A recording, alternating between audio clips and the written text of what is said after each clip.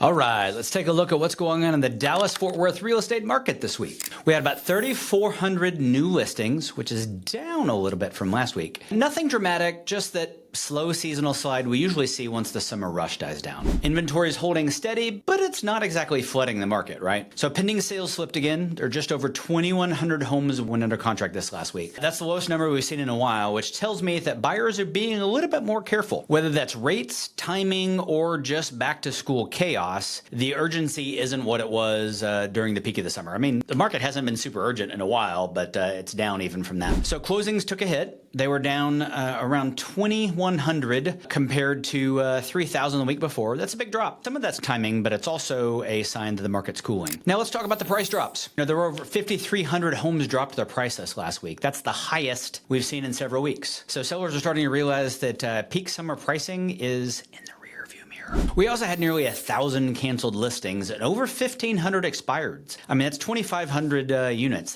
That's a clear message that overpriced homes aren't moving, and we're seeing sellers that aren't serious pulling their homes off the market. There were also 680 homes that came back on the market. Those fell through because of inspections or financing or maybe just cold feet. So what does all that mean in plain English? If you're buying, you've got some leverage right now. It means that there's less competition, we're seeing price cuts, and sellers are a little more open to negotiation than they were even a month ago. It's not a lowball and win kind of market, but you do have room to negotiate, especially on homes that have been sitting. It's a big deal. So if you're selling, the thing is now's not the time to test the market with a high number. Buyers are doing their homework and they're quick to skip overpriced homes. The ones that are clean, priced right, and move-in ready, well, those are still selling. Everything else, well, I mean, sitting and then cutting.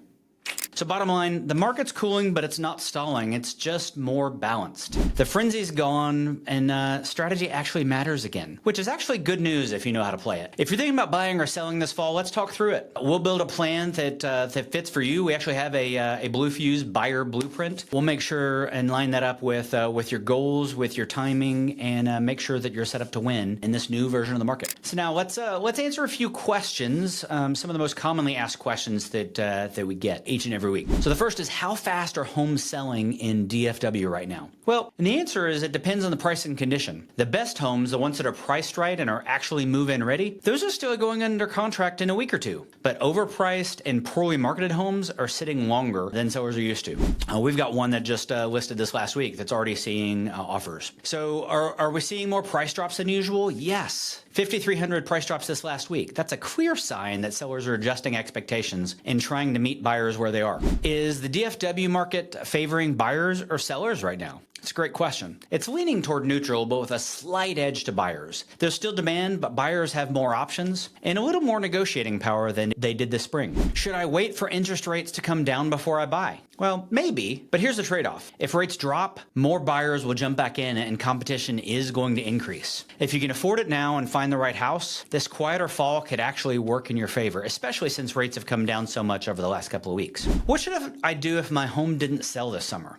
Well, it's time to reassess. It might be pricing, marketing, timing, or all three. I'm happy to take a look and give you an honest feedback on how to reposition it for this fall and how to get your home sold. So that's it for this week. I'll be back next week with the latest numbers. In the meantime, reach out if you need anything, if you have any questions. We're always here to help.